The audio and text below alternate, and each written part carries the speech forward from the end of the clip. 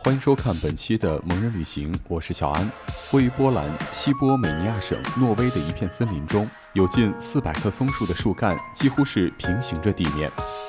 只在长到一定程度后，才又拐了个90度的大弯向上生长。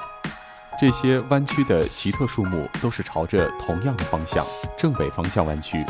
这些树几乎是一出土，树干就会来个急转弯，而且还很有默契地朝同一个方向横着长很长一段之后，才慢慢地向上生长。森林由大约400棵在1930年左右种植于前德国波美拉尼亚州的松树组成。有人认为这是使用技术或工具产生的，可能是农夫种下树后，以人为的方式让它们弯曲，好方便制作家具。但确切的方法和真正的动机目前仍是个谜。这些松树弯曲生长，像被施了魔法一样，形成了诡异的钩子形状，让人感觉到一种萧瑟感，还有种进入到童话世界的错觉。好了，本期的内容就给大家介绍到这里，